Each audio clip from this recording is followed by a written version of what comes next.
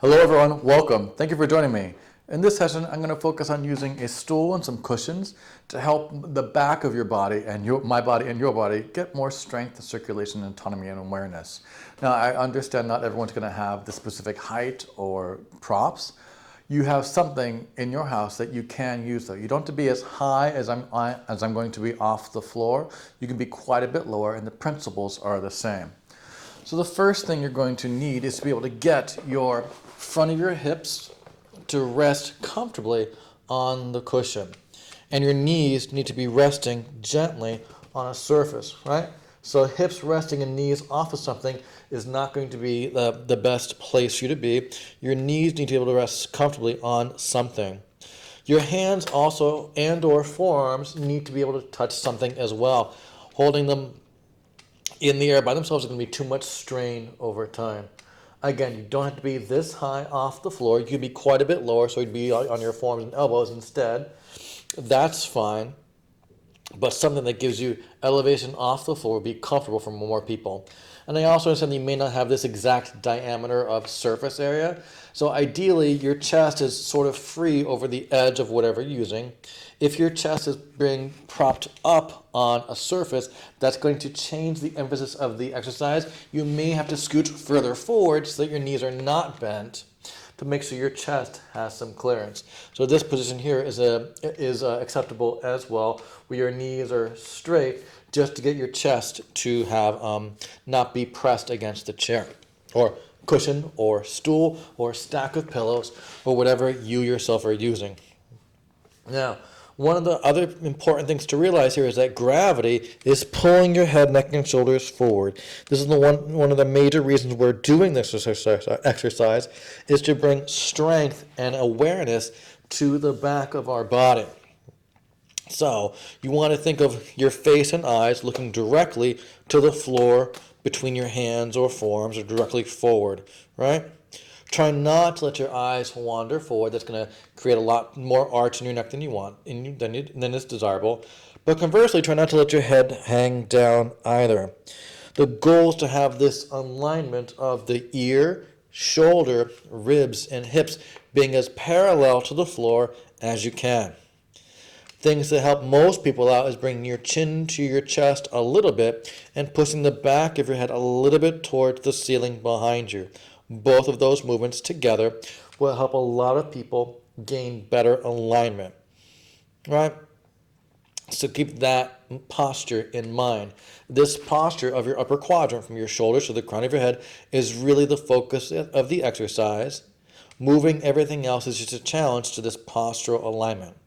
And just being here while I talk, you can probably feel how much work that actually is going to be to keep the upper shoulder girdle in this position. From here, all that you do, if the leg is bent, slide it out. If it's already straight, you can just think of lifting that leg up wherever you are and then return down. And then the other leg, keep your body resting on that surface area, your cushion, pillow, prop. You can either choose again to just straighten the knee or straighten and lift. If your knee is already straight, you can just lift. The goal here is to not slowly drip down to the floor over time with the upper quadrant, so you have from your head to your shoulders, and to also not shift side to side or twist on whatever surface you're resting on, right? Try not to use the leg that's not moving to support you, right? You really focus on letting your body rest on whatever prop you have and just move one leg at a time. We have 4 more to go. Take your time, easy. 4. Again, chin to chest a little bit. Press the back of your skull towards the sky a bit. Easy. 3. Breathe deeply. Control. Gentle, reaching, breathing. 2. Excellent work. 1 more time. Gentle, easy, reach. And then let your head drip down and rest. Give yourself a break.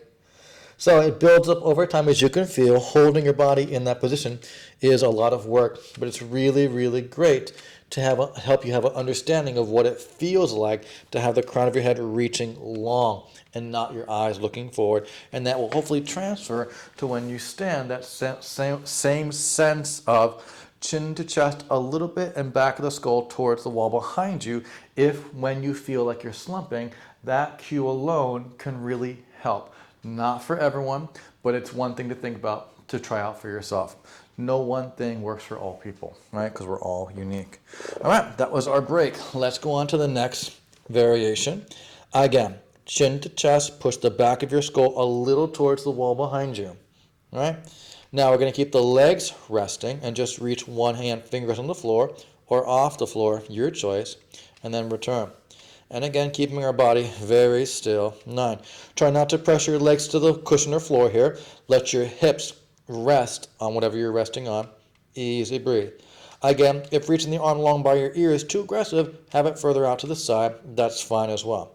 Again, it's hard for many people to reach their arm long by their ear. In any context, here's a great way to practice this motion. 5. Easy breathe. Again, make sure your chest is not feeling compressed, for you may have to scooch forward more to make sure your chest does not feel like it's being pushed and squished like a mammogram. Not the goal. Easy breathe. 2. One more time. Easy breathe. And I'm going to add the opposite leg with the arm. So keeping my body very still, toes and fingers on or off the floor. Other opposite arm and leg. It's not about how high the arm and leg can reach. It's about letting your body rest on the surface and not letting your head drop down. Again, chin to chest a little bit, back of the skull towards the sky behind you. Easy. Reach and lengthen. You've only got 4 more to go. Take your time. Again, chin to chest a bit. Look at the floor right between your hands. Press the back of your skull a little bit towards the sky behind you. 1 more each way. Great work here. Take your time. Easy. Breathe. 1 more time. Control. Easy. And then let your whole body drape down. Rest. And gently, carefully come out of there for a little break. Really great job. So you can feel how that position really can help bring a lot of attention and awareness to the upper, middle back of your neck, and skull. People have a lot of hard time accessing or gaining awareness of that part of the body. This is a really great way to practice it. Let's try again. Same position to start. Again, chin to chest a little bit, back of the skull towards the sky behind you. Not a ton so your chest is lifting up, just so that you're in line from ear to shoulder, rib, and hip. One long line as much as you can. Now, we're going to try same side arm and leg, and then return. Then other same side arm and leg. 9. Chin to chest, skull to the sky behind you a bit. Take your time, reaching long. 8. Let your body rest on whatever you're resting on. Breathe deeply. 7. Try not to rock or shift here. Control. Lengthen. 6 toes and fingers, again, can stay on the floor. Chin to chest, back of the skull. 5. Towards the sky behind you. Easy. Reach and lengthen. 4. Good work, everyone. Control. Again, you'll find that as you go along and focus on other things, your head may slowly change position there. Try to keep in your mind's eye on that. 1 more time. Same side arm and leg. Easy. Now, same side arm and leg, fingers and toes on the floor. They're going to lift a little bit and then return. Only go as high as your body stays still. 9. Chin to chest a bit, back of the skull towards the guy behind you. 8. Take your time. Reach and lengthen. 7. Good, everyone. Easy breathe. Reach and lengthen. 6. Great job here. Control. 5. Excellent work. Nice reach and lengthen. 4. Chin to chest, back of the skull towards the sky behind you. 3. Really great job there. Easy. 2. Breaks are great. Don't need much permission to take a break. And then return. Other arm and leg, same side. Fingers and toes on the floor. They lift and reach. That doesn't have to go very high. Now, try to make sure you're not pushing the other leg against the floor there.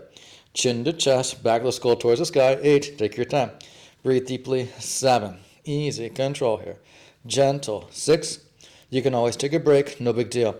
5. Those other toes can also be curled under. No big deal there. 4. Whatever helps you feel better and more comfortable long term. 3. Chin to chest, back of the skull towards the sky just a little bit. 2. 1 more time. Really great job. Oh, energizing. Knees down. Let your body curl forward and rest. You can take your hands up and gently push your body back out of there.